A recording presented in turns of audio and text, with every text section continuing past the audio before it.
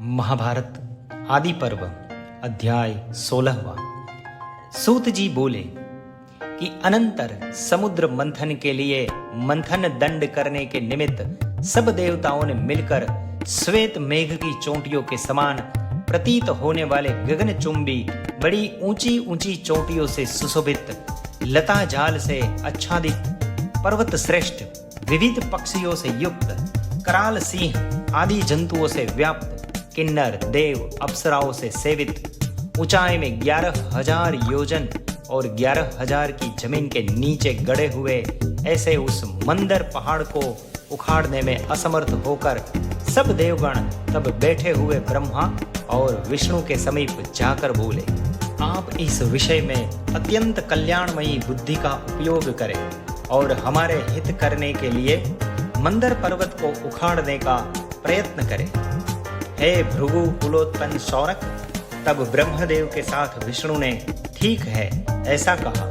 तब ब्रह्म से प्रेरित होकर तथा उस काम में विष्णु द्वारा कहे जाने पर महाबली अनंत उठकर खड़े हो गए और ब्रह्मण उस महाबलशाली अनंत ने उस पर्वतराज मंदर को वनों और उन वनों में रहने वाले वनवासियों सहित बलपूर्वक उखाड़ दिया।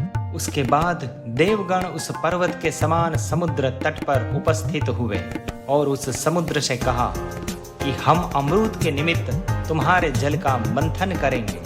तब समुद्र ने कहा, तब तो उस अमृत में मेरा भी अंश होगा, क्योंकि मुझे मंदर पर्वत के घूमने के कारण होने वाली उस कठिन रगड़ को सहना पड़ेगा। समुद्र की इस बात पर सम्मत होकर वे सुरासुर लोग समुद्र स्थल में स्थित कुर्मराज से बोले, हे कुर्मराज, तुम इस मंदर पर्वत का आधार बनो। कुर्मराज ने तथास्तु कहकर पीठ पर मंदर पर्वत को रख लिया।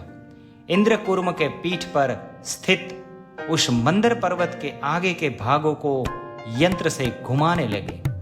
हे ब्रह्मन, देवताओं और असुरों ने अमृत प्राप्ति के निमित्त मंदर को मंथन दंड और वासुकी को डोरी बनाकर जल के भंडार समुद्र को मथना आरंभ किया। जिस ओर नागराज वासुकी का मुख था उधर दानव और जिस ओर उसकी पूंछ थी उधर देवता लोग खड़े हो गए। भगवान अनंत देव उधर ही खड़े थे जिधर नारायण खड़े थे। नारायण वासुकी नाग का मुख उठाकर बार बार झटकते थे। तब सुरों ने नागराज वासुकी के फन को उठाकर अचानक पटक दिया। इससे उसके मुख से धुएं और अग्नि ज्वाला से युक्त श्वास वायु बार बार निकलने लगी। वह धुओं के समूह बिजली युक्त मेघों के समूह बनकर परिश्रम के दुख से क्षीण हुए देवताओं पर बरसने लगे और उस पहाड़ मंदिर पर से गिरने वाली फूलों की बरसात सुरों और असुरों के चारों ओर फैल गई।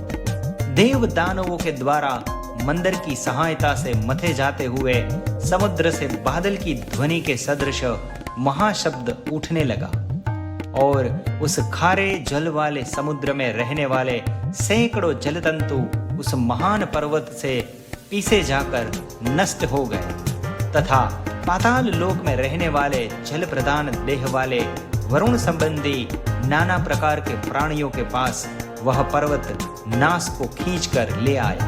अर्थात पातालवासी प्राणी भी उस पर्वत से नष्ट होने लगे। उस पर्वत शिखर के घूमने पर पर्वत के अग्रभाग से वृक्ष आपस में घिस घिस कर पक्षियों समेत गिरने लगे। जैसे बिजली के समूह से नीले बादल घेर लिए जाते हैं, वैसे ही वृक्षादि की रगड़ से बार बार जलने वाली आग से मंदर पर्वत गिर गया। सब निकले हुए हाथी और सिंहों को जलाने लगी और उस आग के कारण दूसरे भी नाना प्रकार के सभी जंतु प्राणों से वियुक्त होने लगे। अनंतर देवों में श्रेष्ठ इंद्र ने बादल से निकले जैसे चारों ओर फैले हुए जलाने वाले अग्नि को चारों ओर से बुझाया। तब नानाविध महावृक्षों का नाना तरह का दूध और पौधों का अपरिमित रस समुद्र जल में चूने लगा। उस अमृत के रस के समान प्रभावशाली जल और सुवर्णमयी पर्वत से चूने वाले रस से देवताओं ने अमरता प्राप्त की। जब समुद्र का जल उस सुंदर रसों से मिलकर दूध बन गया, तब उस दूध से घृत बनने लगा। अनंतर देवगण बैठे हुए वर देने वाले ब्रह्मा से बोले, हे ब्राह्मण, हम सब बहुत थक गए हैं, पर अभी तक अमृत नहीं निकला। भगवान नारायण को छोड़कर दैत्य श्रेष्ठ नाग भी थक गए हैं तथा सागर के मंथन के कार्य को प्रारंभ करके भी बहुत समय बीत गया है। देवताओं के इतना कहने पर ब्रह्मा देवादिदेव नारायण से यह वचन बोले, हे विष्णु, तुम इन सूर और असुरों को बल दो। इस विषय में तुम ही एकमात्र आश्रय स्थान हो।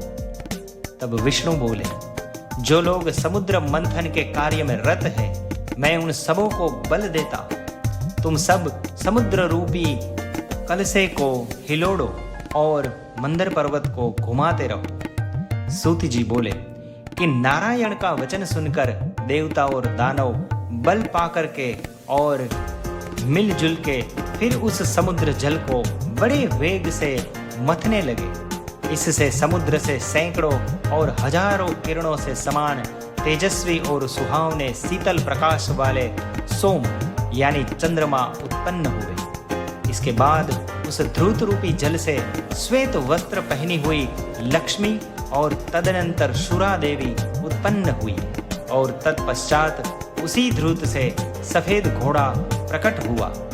नारायण की छाती में स्थित तेज प्रकाश को धारण करने वाली शोभाकारी दिव्य कौस्तुक नामक मणि भी उस अमृत रूपी जल से उत्पन्न हुई। लक्ष्मी, सुरा, सोम और मन के समान वेगवान घोड़ा, यह सब आदित्य पथ के अनुयायी होकर जहां देवगण थे वहां चले गए। इसके बाद शरीरधारी धन्वंतरी एक सफेद कमंडलू लेकर उत्पन्न हुए, जिसमें अमृत भरा हुआ था। यह आश्चर्य लीला देखकर उस अमृत के लिए यह हमारा है, यह हमारा है कहते हुए दानवों का बड़ा कोलाहल मचा।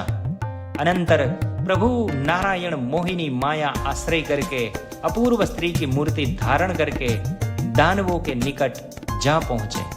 तब उन मूर्ख बुद्धि वाले सब दैत्यों ने उस अपूर्व रूपवती युवती को देख करके उस रूप में मग्न होकर और जड़वत बनकर उस स्त्री को अमृत दे दिया। महाभारत के आदि पर्व में 16वां अध्याय समाप्त हुआ।